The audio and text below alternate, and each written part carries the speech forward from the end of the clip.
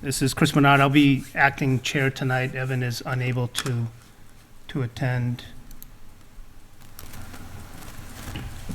In accordance with the requirements of the open meeting law, please be advised that this meeting is being recorded and broadcast over the Lunenburg Public Access Channel and on Facebook Live on the Public Access Facebook page.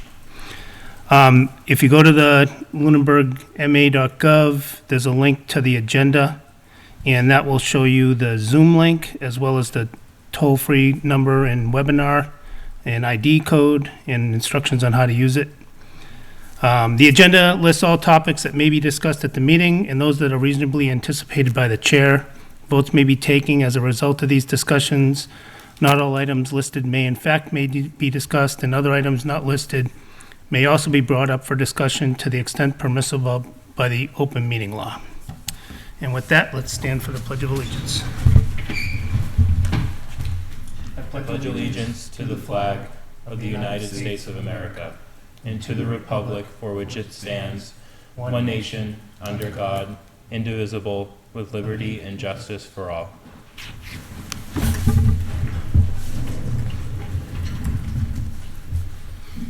All right. Any announcements? I don't have any. No. All right. Any public comment from the public? Do you want to wait? Okay. All right. Any public comment from the board? No. All right. All right, so tonight we officially kick off budget season. So welcome to budget season. Maybe we'll get some viewers this year, and we're preparing for town meeting where we vote to approve the budget that is recommended through warrant articles. So for the first, I guess so the next topic on the item though is town manager and finance director report. Do you have anything to report? Okay. All right, so we're cruising along here. So let's jump into the town manager's budget presentation.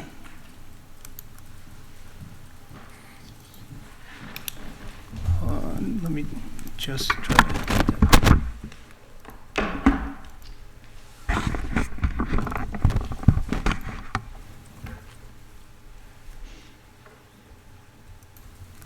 Good evening, everyone. Good evening. Good evening. Let me just share my screen.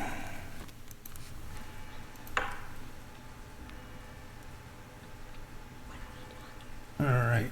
Sounds like the clock winders need to adjust the clock. All right, over to you, Heather. All right. All right, like you said, Mr. Chair, this tonight kicks off the budget season for fiscal '24. So after tonight, you'll be meeting with all the departments at weekly meetings from now until town meeting. So I just wanted to talk a little bit about the timeline and preparing for the budget. So the timeline to date, the capital planning committee began in August, and they met with departments from October through November. I sent target budgets to departments in December that were due back January 10th. The capital planning committee finalized their prioritization of projects for the capital plan on December 28th, and I presented the capital plan to both finance and the select board in January. And as required by town charter, the town manager presents a preliminary budget by mid-February. So in preparing the fiscal '24 recommendation, the goal each year is to create a balanced budget that funds the operating budget using recurring revenues. My preliminary budget recommendation is a balanced budget, but it does use stabilization funds towards the operating budget, particularly health insurance stabilization account funds. And this accounts for a significant increase in our health insurance costs. Will offset that cost. My plan is to revisit this source of funding and pull back on that recommendation once some more of the unknowns become known. So the original target budget used in December and the preliminary budget both use conservative revenue projections and level funds the state aid number at the fiscal 23 amounts. It reflects the level services for most departments. It is incremental changes in personnel, which is smart growth to ensure long-term fiscal sustainability. And it reserves the use of certified free cash.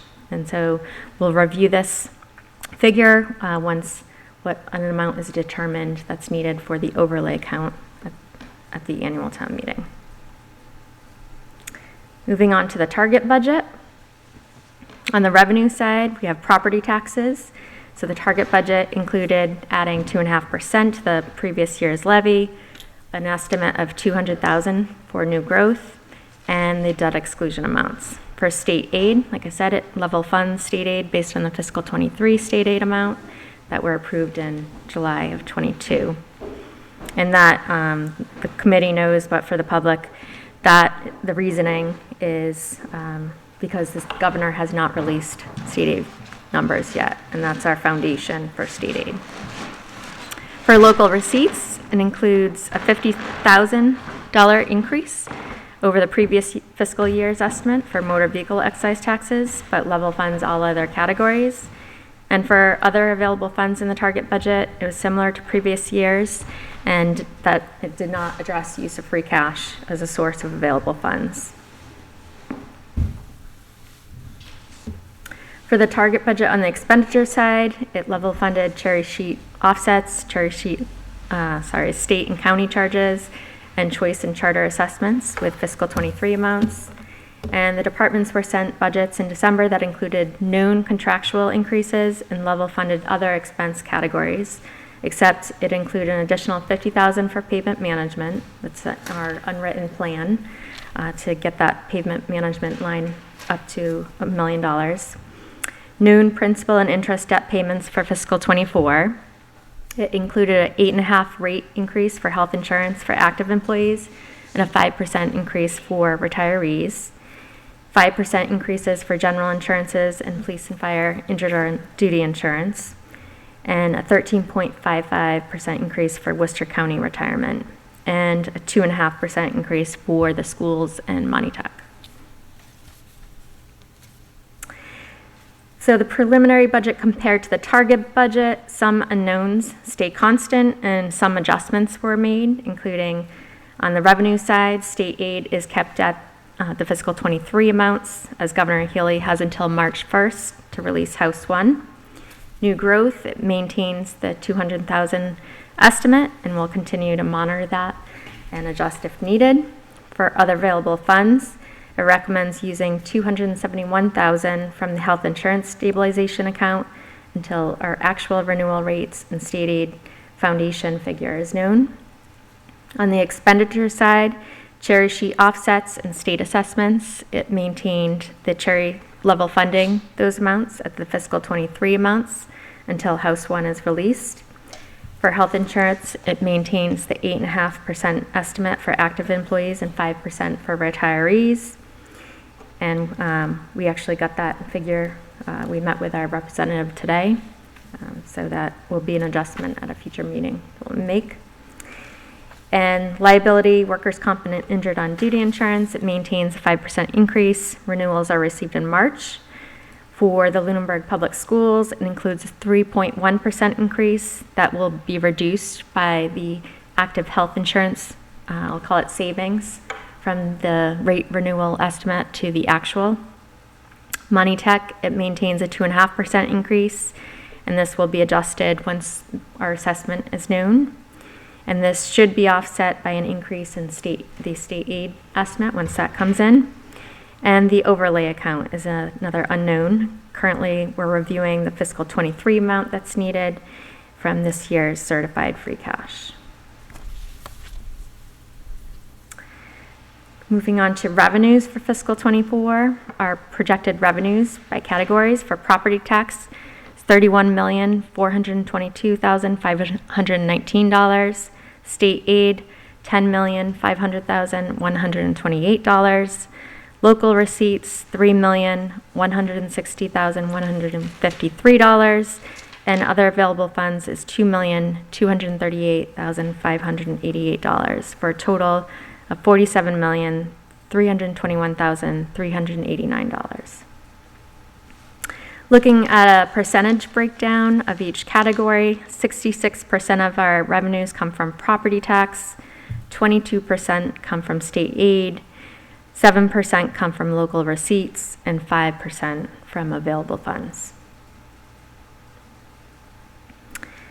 For our revenue estimates, I'll note again, we're level funding the state aid amounts based on the fiscal 23 amounts. The estimate for local receipts remains conservative, as these are elastic revenues. And available funds does not include use of free cash. It uses stabilization funds, but is otherwise similar to the previous fiscal year. Breaking down the property tax, so how you calculate the property tax is taking the prior year base, $28,043,722, adding the 2.5%, $701,093, adding in the new growth estimate, which is $200,000, the current debt exclusion amounts, because we have no new overrides or exclusions, so it's existing. That is $2,477,704, for a grand total for the tax levy of $31,422,520. This slide is a history of new growth. So it's just showing breakdown by category: residential, commercial, industrial, personal property, to get the total.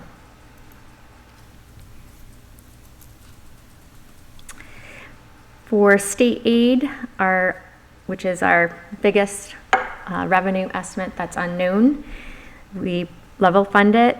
Like I said, the governor's budget is released March 1st. We're anxiously awaiting that release. And just to point out how much we received in fiscal 23, we received approximately $1 million over the previous fiscal year. So hopefully that's a good baseline to estimate our fiscal 24 number.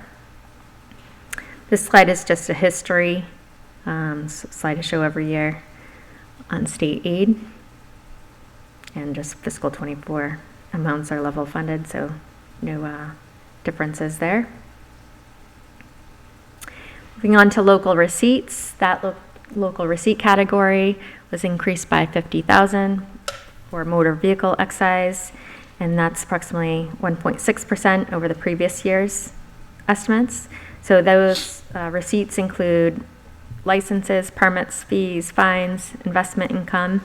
And like I said, these are elastic revenues, so they're dependent on the economy, and we've been very conservative over the years, which has proven a good financial strategy with making sure that we're able to fund capital, build up our reserves as well. This slide is just a breakdown of all the receipt categories.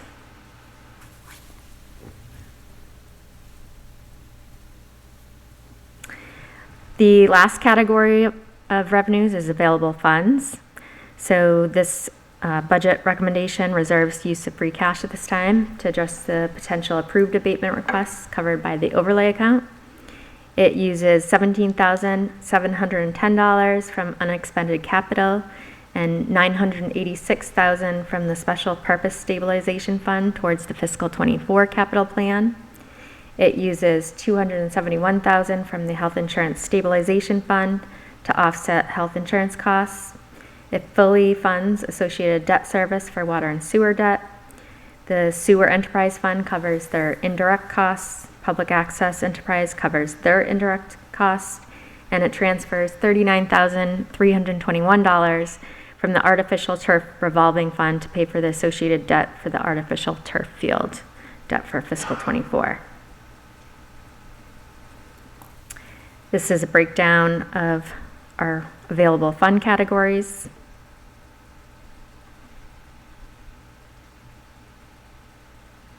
And on to expenditures. So I say this each year as I think it truly summarizes what a town's budget says about a town. That expenditures are a reflection of the cost of providing a level of services to residents of all ages in our community, to visitors traveling or doing business in Lunenburg, and maintaining or improving our assets. As a town, we provide services to students, we provide health and human services to seniors and veterans, recreational services, and public safety to all. The balance is to provide the best services possible, given the available resources, maintain our assets, and plan for the future by putting funding into reserves. The categories of expenditures include departmental expenses, non-appropriated costs such as cherry sheet offset charges, allowance for abatements, tax title, retirement assessment, sewer enterprise fund, water enterprise fund, solid waste disposal enterprise fund, cable access enterprise fund, and other warrant articles with a financial impact, including transfers to stabilization, the OPEB trust fund, and the capital plan. So the preliminary budget, as if you read through my budget message, this is pretty much summarizes each of the departmental categories. For the general government fund or accounts, it funds the increases in hours for the assistant town manager and treasurer collector, and increases IT internet costs for fiber, an increase in the line item for the replacement of workstations, security upgrades, and the increased cost for email hosting, with an overall increase of $101,000, mostly attributed to the IT budget. I think that was around $84,000. For the police department, it does not fund the request for additional officer, which was going to be a second detective position. It increases the fiscal '24 wage-related line items that are associated with the new police collective bargaining agreement. And there's increases in the in-service specialized training line, and a decrease in the lockup expenses, basically utilizing the Worcester County Corrections Facility for lockup. They've been able to reduce that line item. So the overall increase for the police department budget is $197,000. For the fire department, it funds an increase in cost for equipment maintenance and EMS supplies line, as well as fire-specific IT software and the hydrant expense line. That's an overall expense increase of $32,000. For Radio Watch, there's an overall decrease of $3,000. Animal control is an increase of $4,000. This is attributed to the kennel behind the public safety building that is proposed to install for vicious dogs. For facilities, it funds $15,000 in the facilities contracted services, $5,000 for Parks and Recreation programming salary line, and increases the contracted services for Parks and Rec by $8,000 for an overall increase of $84,000. And that $84,000, let me explain that because it doesn't break down that number very well.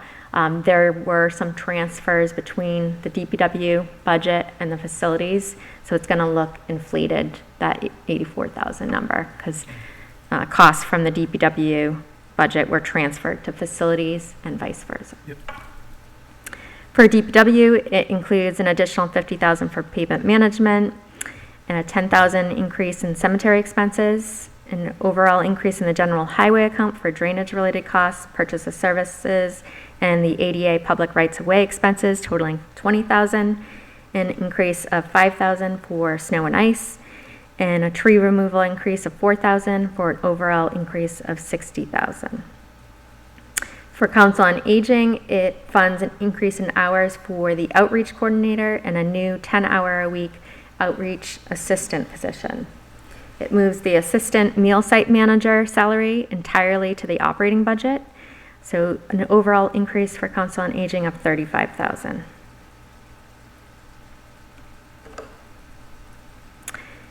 The library, there is a change of one position from a staff librarian to an assistant library director, and this has a salary line impact, increase in programming line, operational costs, and it also exceeds the minimum 16% towards library materials.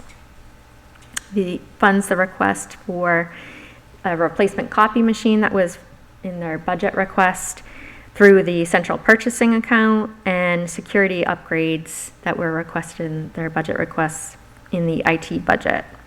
The overall increase is a $35,000 increase. For Worcester Regional Retirement, as stated earlier, that's a 13.55% increase, or $228,000 from the previous fiscal year. Unclassified, it currently includes an 8.5% rate increase for active employees, 5% for retirees.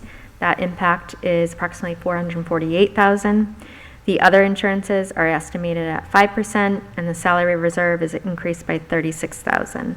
The overall increase is $536,000. For debt service, due to expiring debt, our overall debt is decreasing by $979,711. The public schools, Lunenburg Public Schools, funds the superintendent's proposal of a 3.1% increase, or an additional $691,000. Money Tech, the recommendation includes a 2.5% increase, or $26,000. And the solid waste recycling program increases this account by $40,000 based on this year's recycling expenses. The next slide, this is just a breakdown of all the categories that I just went into, and their dollar increases in percent over the previous fiscal year. Another category of expenditures is non-discretionary expenditures that include debt service. In fiscal '23, debt service payments for the DPW renovations, the public safety building construction, and the primary school construction will be expiring, and a large portion of the MSBA debt for an old school project will be ending. And this will have an overall impact of decreasing the town's debt service by $979,711. Just noteworthy as well, the public safety building and primary school were both excludable debt projects.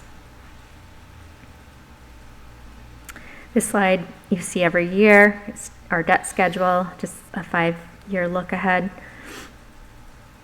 And as you see in the percentage per our policies, we are in fiscal '24, our net regular debt is 0.82% versus our policy is up to 4%.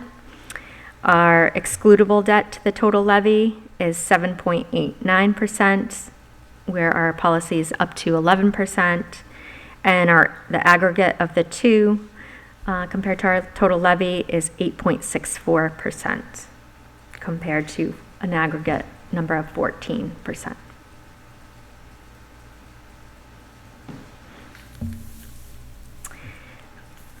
Other non-discretionary categories include unclassified, which are our insurances. So as noted, liability, workers' comp, police and fire injured on duty insurances are maintained at a 5% increase right now, and we'll get our actual renewals in March. The health insurance is still at the 8.5% for active employees and 5% for retirees. And a breakdown of that, 39% of the health insurance budget is due for active town employees, 15% is retiree health insurance for town employees, and 46% is retiree health insurance for school employees. The active portion is approximately 1.1 million out of the 2.89 million. School retirees account for 1.3 million of that total, and town retirees account for 444,000 of that total. Retiree renewals are based on a calendar year, so our actual increase would be January 1 of next year. The next two slides are related to our Worcester County retirement assessment. I included last year's annual appropriation so you can compare this year's versus last year's. So obviously an increase, our increase last year was a little over 10% increase over the previous fiscal year, where it's 13.55% this year. There's a change in active members, retired members, and no changes in disabled members and inactive members. And this is just a further breakdown of those costs for the total that will be due on July 1st of $1,917,969. For other expenditures, this category is non-appropriated expenditures. So those are our cherry sheet charges and cherry sheet offsets. Those are at level funded amounts from fiscal 23 until the governor's budget is released. And the overlay account is currently level funded at 120,000, and the tax title is level funded at 29,000. This slide is just reminding you of what the capital plan recommendation is. There's 6 projects on the capital plan right now, 3 which are being considered by the select board to be paid out of ARPA funding, and that they'll be discussing on Tuesday. So as the budget develops more and we have more information, the capital plan can be revisited. So a recap of less discretionary and discretionary expenditures. For our personnel costs, they're very conservative. Adds 4 hours for the assistant town manager and 4 hours for the treasurer collector. It restructures the council on aging to add the outreach assistant position. It adds 9 hours for the outreach coordinator, and it adds a new line for Parks and Rec programming salaries. For education, the preliminary budget includes a 3.1% increase. That meets the superintendent's recommendation. We'll review that and revise it given the new health insurance actual rate, which came in at 6.2% compared to the 8.5%. So I have provided that information this afternoon to the school and asked them to provide a revised budget. And the superintendent's proposed budget includes 2 new positions through local appropriation and 4 new positions through ESSER 3 and SPED grant funds. And Montechusett is still at the 2.5% increase, and we'll receive our assessment at the beginning of March. So some conclusions that we can draw are that the state aid being level funded for fiscal 23, this unknown will become known by March 1st. So this is a really large factor in our budget and how we're going to move forward. It fully funds all the contractual obligations and increased costs for non-personnel related expenditures. The current recommendation draws $271,000 from the health insurance stabilization account, and we will revise that figure with the new rate renewal amount, and also with the governor's state aid figure, we'll be able to revisit this recommendation. That will come into play as well as another source of funding for the budget. It maintains existing staff with an additional 1 part-time employee, town employee, and seasonal recreational staff. And it's the same as the superintendent's proposed budget that she presented in January to the school committee. And the current recommendation leaves a balance of $2.8 million in free cash that once the amount that is determined for the overlay count, available free cash, I will provide a revised recommendation on use of these funds. And these are typically used for the capital plan, the OPEB trust fund, stabilization accounts, and other monetary articles at the annual town meeting. We typically also leave a portion to fall towards next year's free cash, because that will help continuing the pattern of funding our capital plan and putting money away into reserves. Looking ahead, I just added this slide for the projected debt and capacity. What you really want to focus on is the last 3 rows. That's the capacity that we have to add for regular debt, excludable debt, and aggregate debt compared to our policy. So that's one thing that I would keep in mind with my recommendation for capital is likely, once our more revenue estimates are known, drawing on the operating budget more for capital to backfill debt that is falling off. And looking forward to our budget calendar, the departments will be meeting in the Finance Committee over the next couple months, where you'll get a more in-depth review of their programs, their services, and needs during their individual presentations. It starts off on February 23rd. The House and Ways and Means budget will be released by the end of April, typically. The Senate budget is typically released the end of May. Our town meeting is May 6th.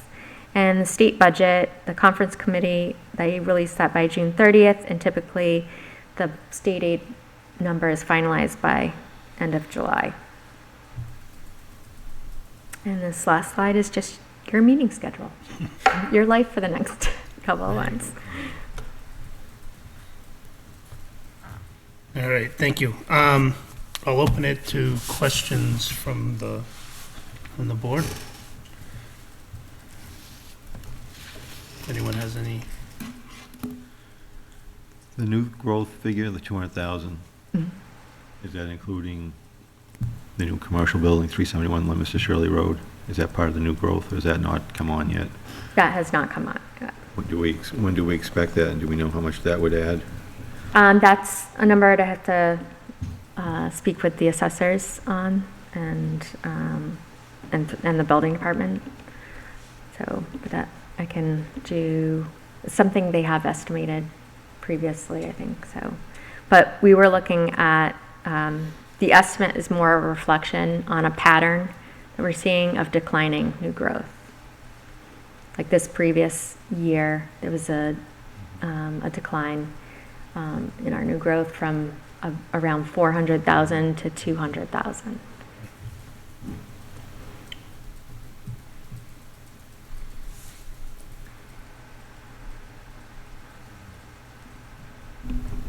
So I had a couple questions on the insurance increases. Mhm.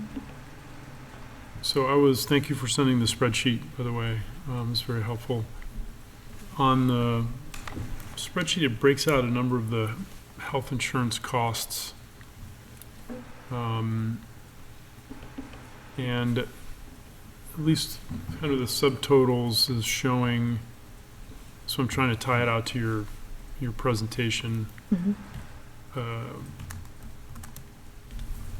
There's one health insurance line that's growing by like 37%. And then it just says health insurance. Then there's a couple town retiree health insurance, school retiree health insurance. Those are growing by like 7.3 and 9.6%. So I wanted to ask a little bit more about those, and not sure if you know all the details off the top of your head or not, but especially this 37% one, I was just wondering what's going on. So that's the town active employee line. So I think I spoke to it last week during my update that there was going to be a deficit in the health insurance line for this year, but we were going to be able to fund it through within the budget. So that's basically the estimates. We've exceeded our estimates for enrollment and changes in plans to more expensive plans. There's a number of factors going on. So it created, a review of our enrollment numbers and the estimates. So when you look forward, are these one-time type adjustments, or, what are there projections for future health insurance increases? I hope they're not as big as these ones. Yeah, so during our meeting today with our health insurance rep, there's some factors coming into play. Obviously, they somewhat predicted post-COVID that there would be a lot more medical claims because people postponed and prolonged Okay. procedures or appointments and everything related to not going to the doctor's office and getting things done. As well as our loss ratios. This year they changed. Normally we're in a trust fund with Maya and they pull out the largest claims. Well, they changed that threshold from 75,000 to 125,000 for large claims. So it meant more of our large claims were included in our loss ratios. So it brought up our number there. And inflation, that was another factor they identified in costs. And it was like 6%, was it the number? 6.2%. 6.2%. That's apples to apples. Yeah. Right, so I think in my budget message, we've been really fortunate in previous years where we had almost no increases. During COVID, the trust gave 1 year a partial month and another year a full month premium. And that's when we created the health insurance stabilization account and put what we had planned to fund towards the health stabilization fund to offset future costs. As far as a projection of future years on percentage increases, the claims, there's really nothing, the town, looking at the claims, there's nothing the town can do particularly. We have our employees, we have a wellness program, we try to do all different things to support healthy living and mental health, the EAP program, everything that Maya offers, and they do offer a lot. So that's kind of crystal ball, I guess you'd say, is our inflation costs in the medical field going to start declining? Will we plateau on people getting procedures that they had postponed? That I can't predict. It was just, so But- I don't know if I'm misreading something, but I think on page 24 of your presentation, it talks about unclassified currently includes 8.5% rate increase for active employees and 5% for retirees. I'm just not seeing those percentages, those same percentages. Because the enrollment numbers, estimates. Okay. So that's the rate, and then plus there's an enrollment. Right. Okay, got it. Thank you.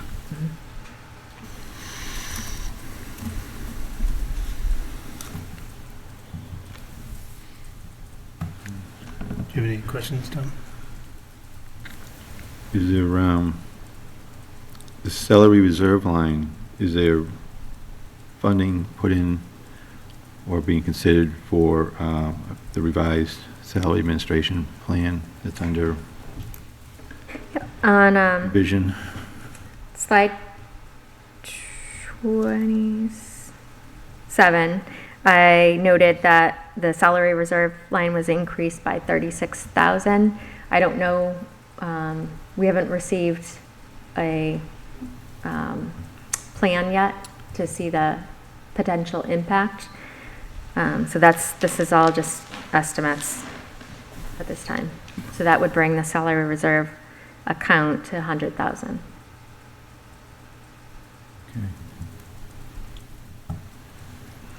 So, just a couple questions. So, with respect to debt, do we think that with, I'm assuming bond rates are going up, do we have an impact related to anticipated forthcoming, bond issues? And is that reflected in this budget or in the 5-year forecast? Not reflected in this budget. We have gone every time that we've spoken about taking on debt and projects to our financial advisor, and they've given us an estimated number we can use for both principal and interest payments, as well as what that rate would look like based on the market conditions at that time. So every time we are looking for that information, we go back to them to Okay, but it's probably been a while since you've looked at that, right? spring, probably Last spring? I'd have to look back. Okay. I think, yeah.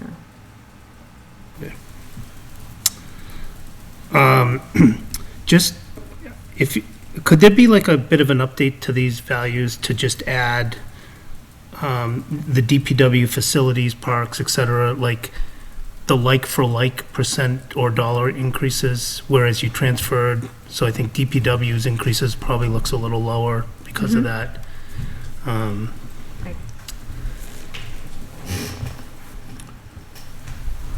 You don't have to do it now, but just maybe a quick update on that, so it's kind of a like-for-like comparison, accounting for those transfers. And then, I know we're going to talk, or have the opportunity to talk capital plan, but it's in here as well. One question that was kind of floating around in my mind with respect to the discussion on whether we should think about funding the capital item for schools, the fire alarm system. You know, to me, that has the thought of some kind of safety-related item. We also have the air conditioner project that we approved last year, and I don't know if there's a plan in place to actually spend that.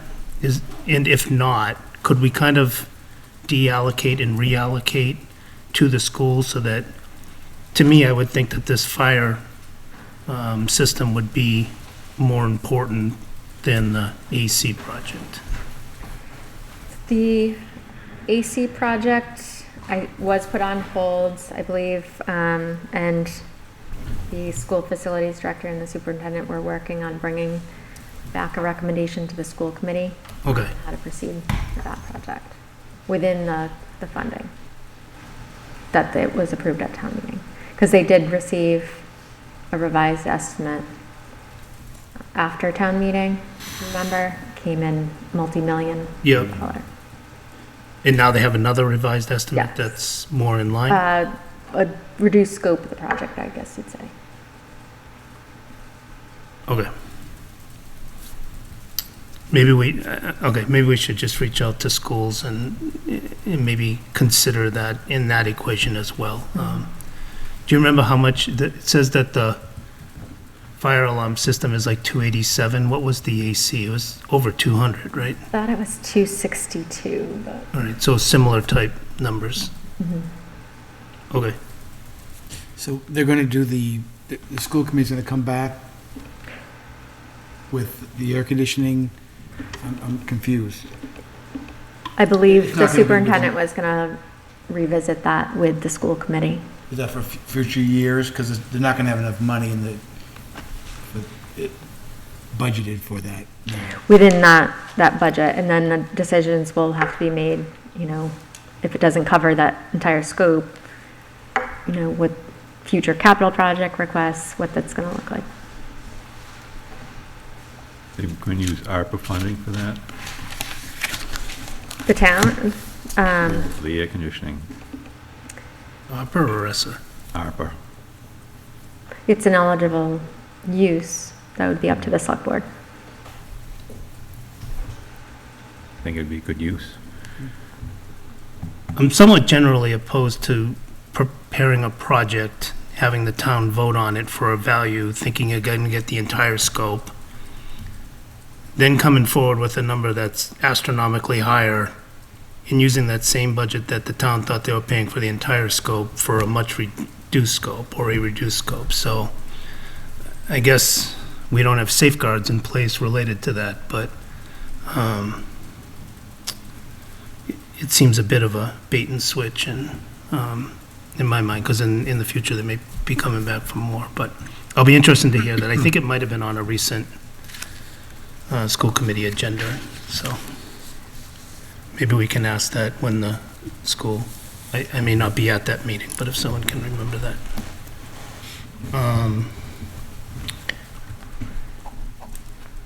Okay, I think that's the questions I had. Evan, Do you have any questions? No? Hi, a couple more questions from me. So just so I understand, you're holding back free cash for the abatement issue. What is the value of free cash? Around 2.8 million. 2.8 million, okay. And that's, What's the value of free cash if we remove what you've pulled aside? I haven't pulled anything aside yet. Nothing out of the capital plan is coming from free cash? No, Okay. not yet. Not unless I revise my recommendation. Okay. And it's, I'll give you more accurate dollars, $2,838,550. okay. Got it, and that's all specifically being reserved for the overlay. Until an amount is determined, and then we can revisit. Okay, understood, thank you. So that will have to be put back into the upcoming meeting calendar, right, somewhere? Update? An update to the capital plan and, I typically, every meeting, if there's any budget updates, I provide those at the meeting. okay.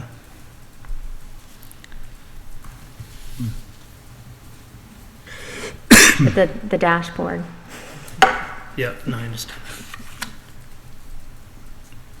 All right, any other questions related to the budget presentation?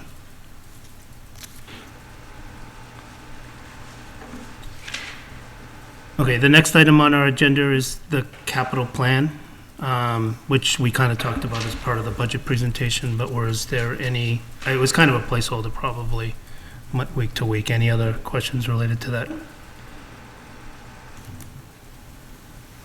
Has anything changed?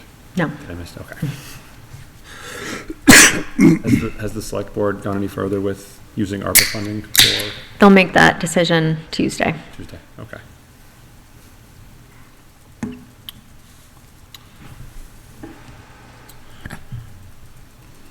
Okay, the next item on our agenda is the tax assessment abatement discussion.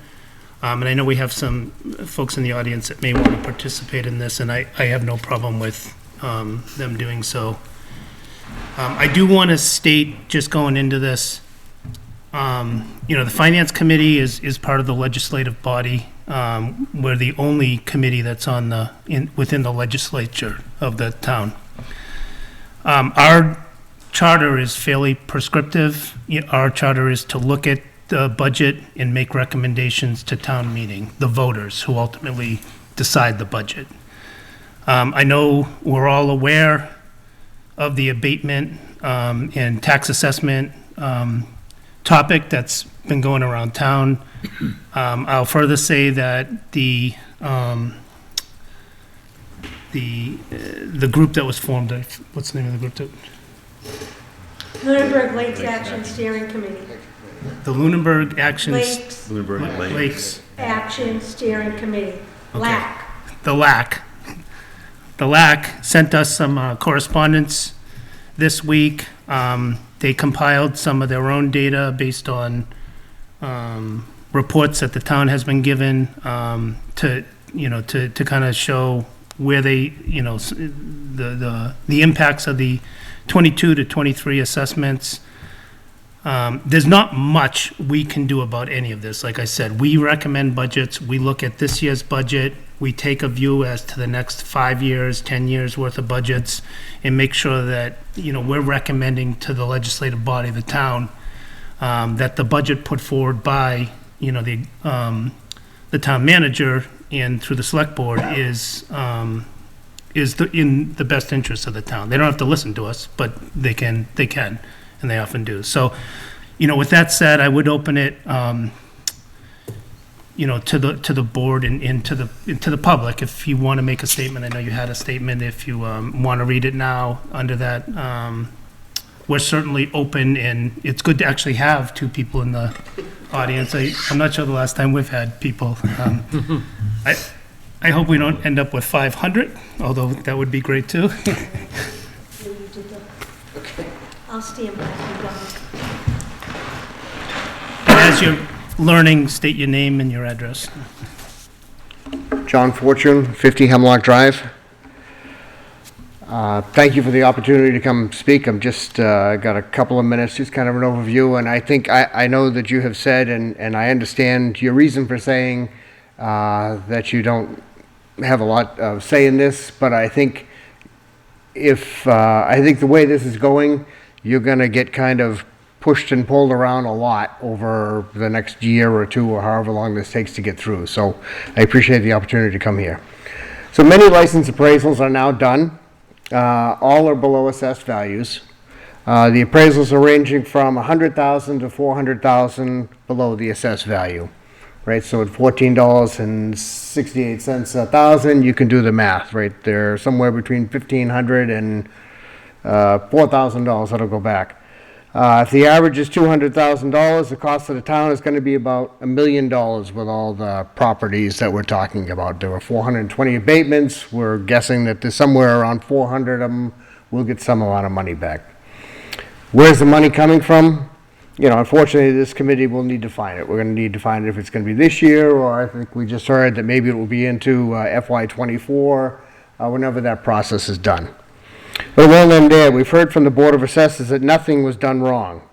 If nothing was done wrong, then clearly, based on the disproportionate increase in waterfront taxes, these properties were intentionally targeted by the Board of Assessors and the Principal Assessor, who feel that an average of 77% premium for waterfront properties is warranted.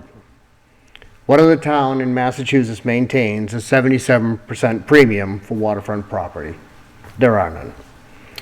Without the changes, we're going to see the same problem in FY24. It doesn't go away this year because the taxes don't automatically come down in FY24. They're going to be the same. They'll be going up. There'll be some slight adjustments to some properties, but it won't be all of them. So the taxes will be too high. We're going to file abatements again. People will still be going to appellate court for the FY23 year, and will line up again for FY24. This is a terrible way to run the town, especially for the FinCom. It's going to be up and down if something isn't done.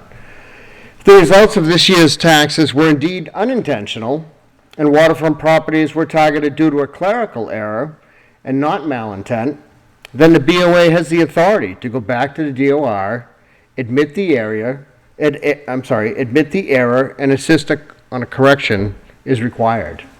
All right, the correction could help the town, could save the town, all the taxpayers, and especially the waterfront property owners, a significant amount of money and time. Not to mention saving this committee and others a lot of time and effort going back and forth over this. This is costing individuals, I just had my own personal assessment done. It was $550, right? We've spent a lot of time and energy in this. The town is spending a lot of time, a lot of cycles going through this and trying to resolve it. It is up to the BOA to decide if there was an error or not, and I've heard this from the town's council as well as our own. If that is done, then there is the opportunity to go back to the DOR and make some changes. If it is not, then we're just going to continue in this cycle, and it's going to take a while to get through it. So I appreciate you listening. Thank you. Thank you, John. Did they get your spreadsheet? Did they get your spreadsheet? Yeah, I sent it. You had received the spreadsheet, the information, right? Yes, we saw the summary spreadsheet as well as the full-blown spreadsheet. Did you have yes. any questions on the spreadsheet, where we got the data, how we came up with the data? Did you have any? I do not, no. No, I mean, it was a lot of work, obviously, that went into compiling that and correlating data probably from multiple sources. It was interesting to look through. You compare it to Zillow, if that's something, some are under, some are honestly on. I mean, some properties are selling for over $1 million in town, and they're in line with what they had.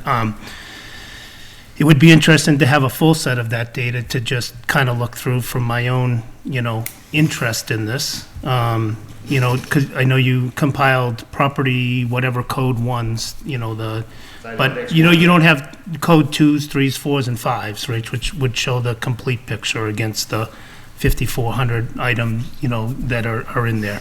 I'm sure that data is available to the town, and I'm sure that that part of the investigation and part of the assessors and part of what DOR would look at is all of the data. Right. I 2 do, through 5 is included in the non-waterfront properties. So site index 2 through 5, is they're all, it's 3,159. Yep. Single-family homes that are 2 through 5. yep, yep. I know, for example, most of the homes, if you look at the data, you know, there was kind of some that didn't go up at all. There was probably 1,000 properties that didn't go up in assessed value at all. The next mode kind of came in at the 18-ish% increase, which were probably threes, I'm guessing, because I don't have the data. But you certainly saw a bunch that were in that kind of 17 to 20% increase, you know, hundreds, thousands of properties in that bin as well. So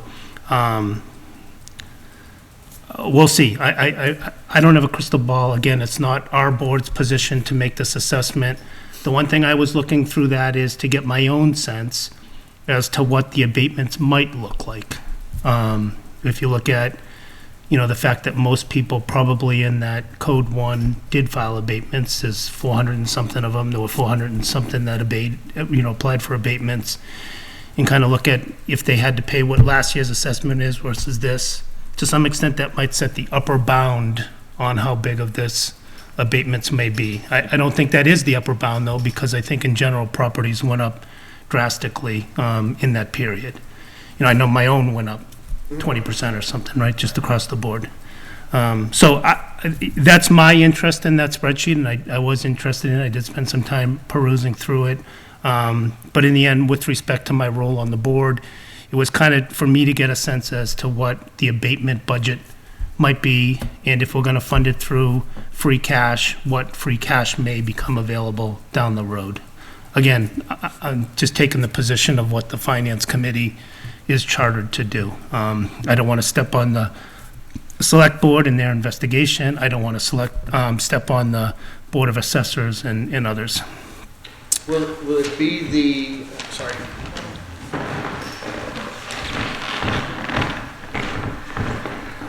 Will it be,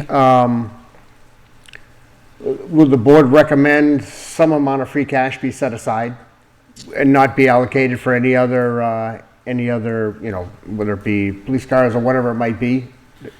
Sure, the way, and town manager will make this recommendation, and we've asked her for this as well as a timeline as to when we might have it. But her approach to date has been, we have $2.8 million in free cash. We typically put that towards either stabilization funds or towards capital.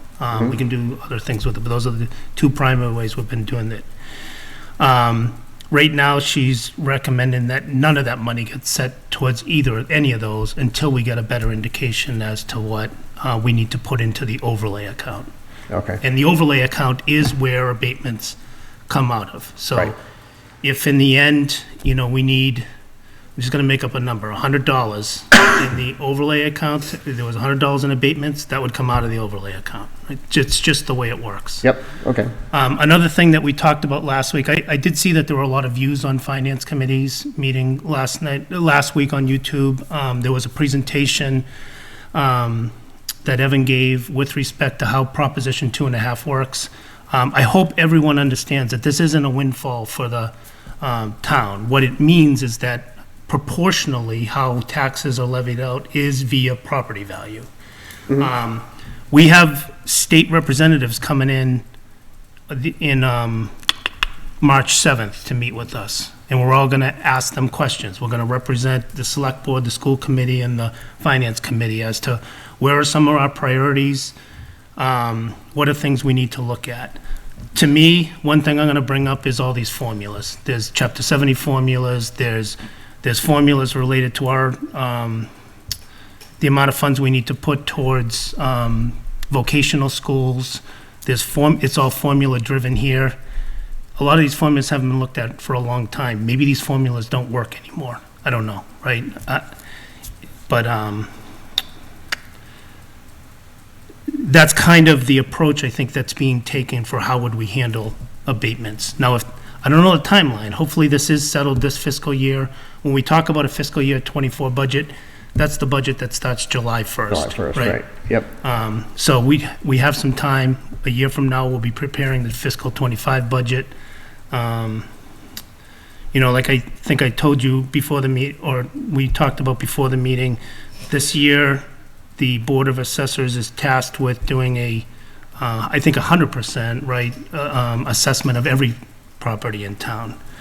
So hopefully by next year, tax rates are all based upon someone walking out, looking at the property, looking inside the home, if folks let them in the home, and coming up with a more targeted versus a mass appraisal system. So. Right.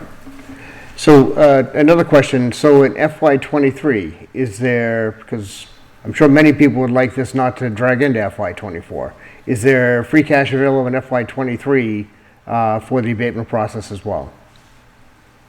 What is our overlay account balance at? It's 118,000, I think, right? Something like No, that. it's approximately 286,000 because it's an aggregate of years. So what we're talking about is fiscal '23 number when I've been talking about reserving this year's certified free cash. And once an amount is determined, we would appropriate that at the annual town meeting. And that would address the fiscal '23 abatement applications. Okay. So technically, we have the money available. So I did a back of the envelope calculation. If every house, all 428 houses, were $400,000 over appraised, that comes out to $5,848 per household. If every single house was then given that money back, that's 2.5 million. So even right now, we have 2.8 million in free cash. In FY '24? No, currently. Oh, currently, okay, sorry. As it stands right now, and it's up to the Okay. town manager to determine how she would like to spend that, and then it goes to town meeting to be voted on, whether the town approves of that as well. Okay. And then on top of that, I just want to add that, again, the concern for next year in FY '24, when this all comes back around again, this abatement, and actually this will end up as a question for town manager as well. The abatement process here, all it's potentially going to do is decrease the levied value, the levy ceiling that we could actually have. It's the total appraised value across the town, which we don't levy at. We levy at the levy limit, and the levy limit is based upon last year's levy limit, plus 2.5%, plus new growth, plus debt exclusion. So it's not going to change any numbers that we have for this year or for next year. So my question to the town manager then just escaped me, of course, just walking through that, it's okay. So if we end up having to, and again, this is an absolute worst case scenario situation, which I know you like to work in. If we end up having to overlay $2.5 million in FY '23, which I don't think we're going to have to. But if that is the absolute worst case scenario and 2024 comes around and people's property values are still, we do the deeper dive and this happens again for another, whatever reason, do we have a plan at that point? Because we won't have free cash. What's the next step after free cash? Does it just become some sort of a interdepartmental transfers, or how do we take care of that? So every year, our free cash gets certified in the fall. So for fiscal '24, our fiscal '24 certified free cash would be available for next year, whatever that number may be. But Okay, so we could- won't we could know that theoretically plan for until it. the closeout of this year. Okay, thank you. When are abatements usually processed? Like They're- if they were, is it upon approval or is it after July 1st? So the deadline is February 1st, and they have 90 days upon submittal of the abatement application to act, unless an agreed-upon extension is determined. Yeah, my question is if an individual was to give a $1,000 abatement, when would they get that check from the town? Or how does that work? I think it depends on when it's approved. It's some number of days after it's approved? Right, it will depend on timing before, once those taxes are committed. So if it's before the preliminary taxes are committed, then it should be reflected on that preliminary tax bill for '24. If not, it would be the actual, I believe. Also, first quarter 24 taxes will be reduced by whatever the abatement is. Fourth quarter, did you say? Or first? First. Depending on when the approval date is. If it misses the commitment date, then it would not be reflected on the preliminary. So either first quarter or second quarter Right. Correct. of FY '24. So just to be clear, the abatement is applied to the next tax bill. It's not given to you as a check. So it would change the valuation. Like if it's approved, the valuation would change for your preliminary tax for the following year. The abatement, I would have to check on that. Okay, but if one were in a situation where they were overtaxed to what they should have been, they would have just paid third quarter taxes. They likely would have paid fourth quarter taxes. And if they needed, now they had overpaid taxes to what the abatement said they would have by, let's say, $1,000. Does that come in via check, or does it come I just said, I don't know don't the know? answer to that. I'd have to look Okay, into okay. it. I would assume it would be the same way that they do the correction for third and fourth quarter, where they do where in first and second quarter, you're kind of assuming what the tax burden is going to be. And then once you have it once the levy rate has been approved and you have an idea for what the actual valuations are, then you correct for it. So that was your $1,000, $2,000, $2,000, when it should have just been $1,500 across. So my assumption would be it would just go the inverse of that. You would have, $5,000, $5,000, and then $1,000 or something. that might be something good for, the select board maybe, because they are doing the investigation and have the most viewers to just understand how that works, or the Board of Assessors. Yeah, because it's a good question, and honestly, I hadn't thought about that. I hadn't got that far yet. All right. Is there any other question? That's all I had. Or- Anybody, any for me?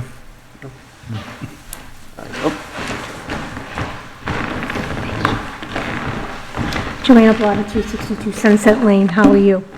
I want to talk more about the human factor, because there is a mathematical factor they use, and we all understand that, we've all learned it, we never knew it 2 months ago, now we know it inside and out. But there's a human factor that everybody's missing. People living in Lunenburg 70 years, husband's passed away, they're on his $1,800 pension, and they just got notification within 2 weeks to come up with an additional $3,981. They don't have it. They've lived here for 70 years, they paid taxes, they built the new schools, the new fire departments, they utilized all our services, and now we're saying you're gonna have to sell your home where you've lived for 70 years. They're a widow on their husband's pensions, their wife's pension, and they can't afford that. I work in a municipality, I've talked to over 4 assessors, and we've all gotten appraisals and talked to other assessors. No assessor would ever give someone 125% increase to their community, to their resident in the community they live in. If you want to get them somewhere, you go 30, 20, 40, and you grow them to where you want to go. You do not go 135, you've got 2 weeks to pay this $4,000 bill. That's where we went wrong. I know the mathematical thing is off as well, but we're all forgetting that human factor, and we did not do that to these residents. We did not climb them up gradually, and the DOR supports climbing them gradually because you're getting them to where you want to go instead of whipping the 125 at them.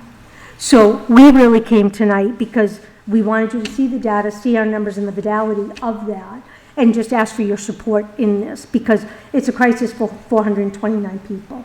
And those 429 people are going to be at town meeting voting everything no, right? They're not going to spend a dime of your money. Nobody's going to get anything. And you guys are going to sit here for 2 months doing your wheels.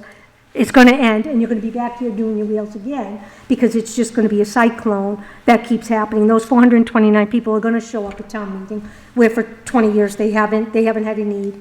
They've had that trust factor, and they've not gone, and now they're gonna participate in that open government. And so nobody's gonna have a budget come July 1st, right? It's gonna be status quo as it was last year and call it a good day. So that's just kind of what I want to share, and I thank you all for your volunteerism. I know it's a lot of work, but it's greatly appreciated. Have a great evening. Thank you. I will point out again that there is an open seat on this board. I can't. Commission, I understand There's a you, conflict. but you're now talking to 430 households on a very regular basis. So, Thank you for your time. Have a great evening. thank you, Joanna.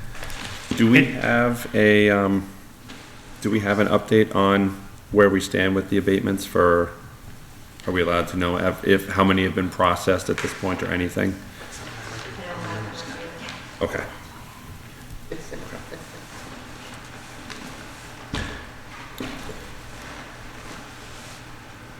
All right, and again, in closing, I understand the human aspect of a lot of this. I truly do, right?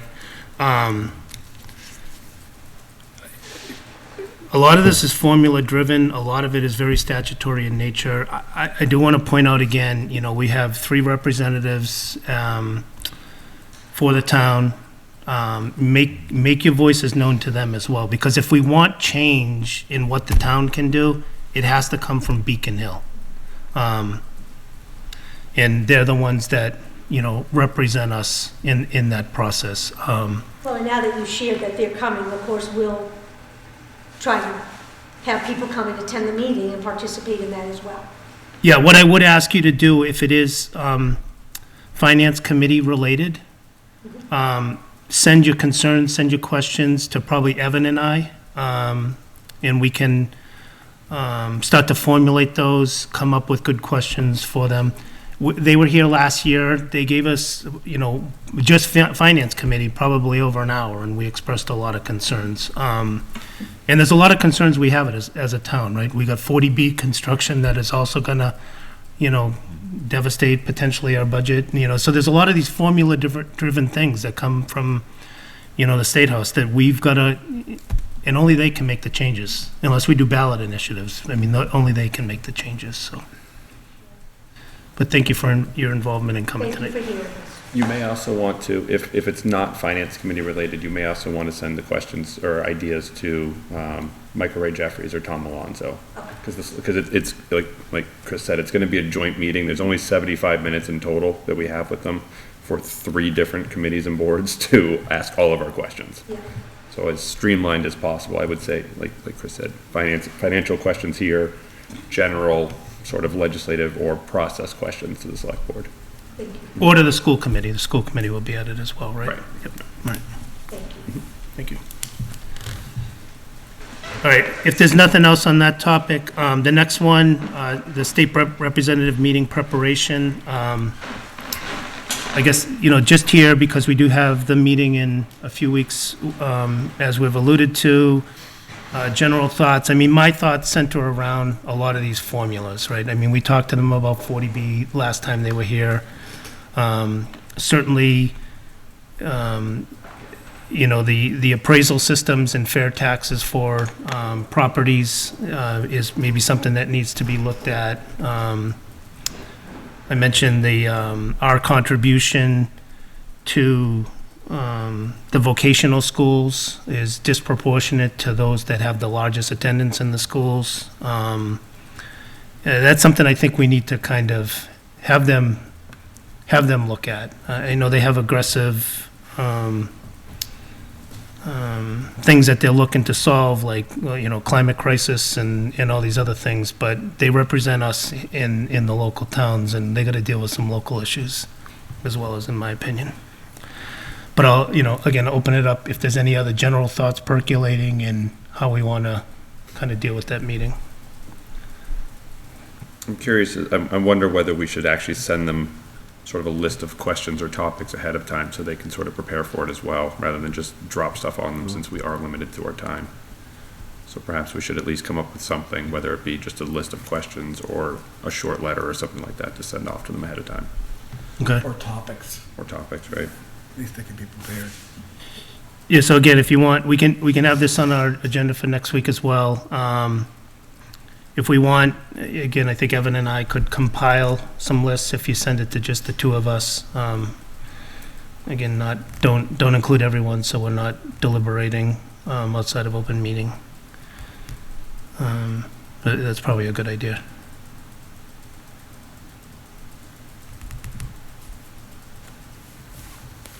You know, and town managers, anything finance related you want to add? You also talk, obviously, to the select board, so.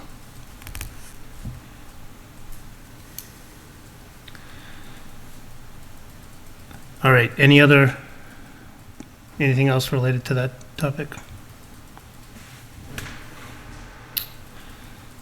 All right, so the next thing on our agenda is approval of minutes. I think we have one set of minutes for January 26, 23. I would entertain a motion to approve. So moved. Second.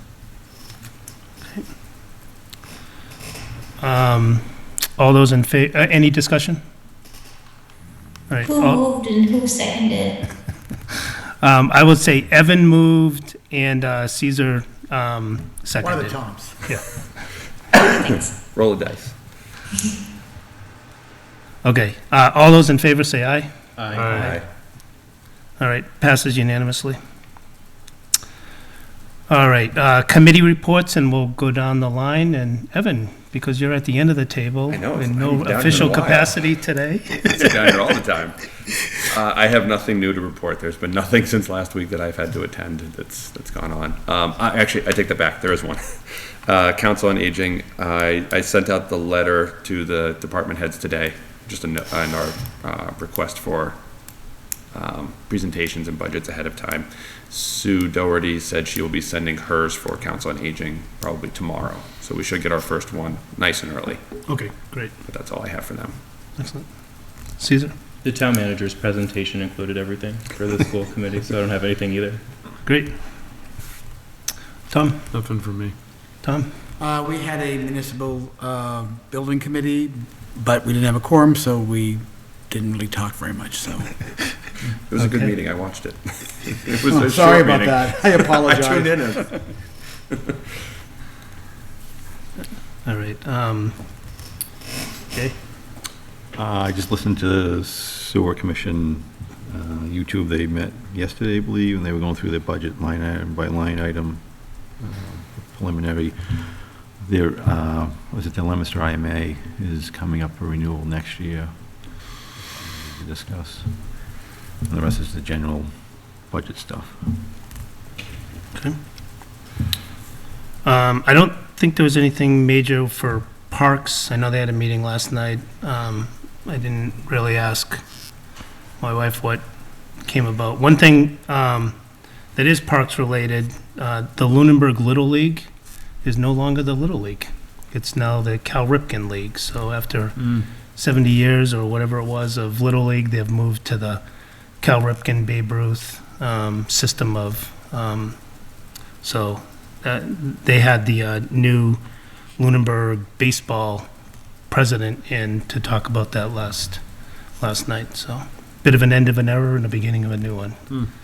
I think one of the major reasons for that was that there's a lot of towns in the area that are in that league, and the overall number of teams has diminished from maybe 5 or 6 per league down to 1 or 2. So this gives them the opportunity to play more games versus playing the same team 6 times in a year. All right, future meetings, any future meeting topics? We have plenty on our plate, but is there anything else that folks think we need to talk about? There is one. Looking over the budget calendar that the town manager sent out. We have, I believe, so town meeting is April 6th, and we need to have a letter. May 6th. May 6th, excuse me, May 6th. You can count to 7 or to 5. It's a long day. That's all right. So we need to have a letter put together. Our annual letter needs to be put together in advance of that, and I'm just looking for the date. Do you know off the top of your head what day that is? No, it'll be right after public hearing then. Okay, so our public hearing is the 17th of March. Our public hearing is the 30th of March. Our public hearing, yes, sorry, the 17th is when we have to have it in for the Lunenburg, is when it comes out for the ledger. Advertisement. Is There we that go. the same as when it's needed for the warrant? No, that's just advertising. I think you're looking at the date to advertise. Oh, 17th. April Public hearing. 4th. So by April 4th, we need, it's the Finance Committee report for warrant to the Board of Select office. Okay. So we'll need to work on, we'll need to add that to the agendas coming up to work on as we work through budget season. Okay. I think that gets written by the vice chair, doesn't it? I don't know, I got some, Oh, no, we decided it was gonna be the. we'll figure out a way to write it. Okay. Any other future meeting topics? All right, public comment, any public comment? Public has left. Ooh. I've been neglecting to admit people, Oh, including, I think, my wife.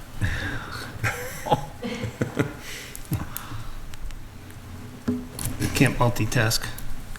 Any public comment from the public? It's like Bill's still connecting.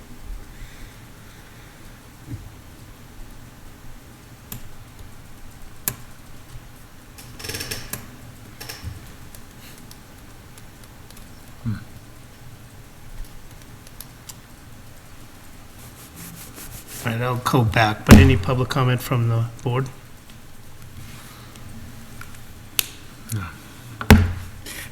I would just wanted to say that for this whole issue with the real estate taxes, we heard from a couple of people today, and one of the persons said something about 420 people are going to come to the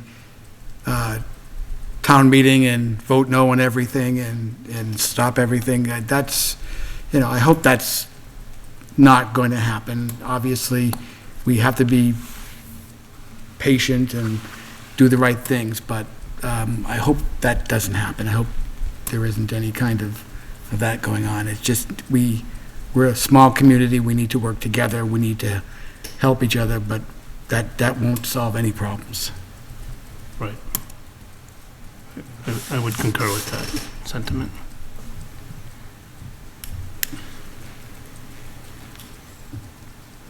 All right, was there any public comment from the public again?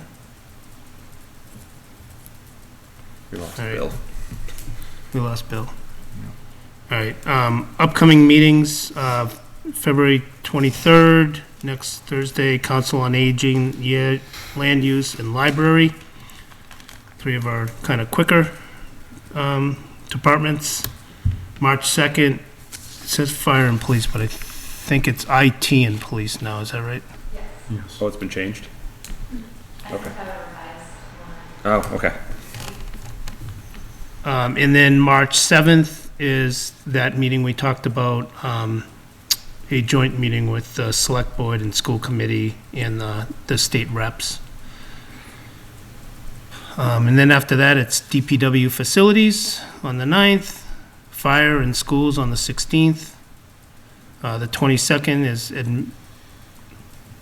which is a Wednesday, we have a Wednesday meeting? Wednesday and Thursday. Oh, we have two meetings that week, oh, great. Yep. Administration, Unclassified Debt Services, and Monty Tech. And then on the 23rd, Public Access Committee, Sewer, and other moneyed articles.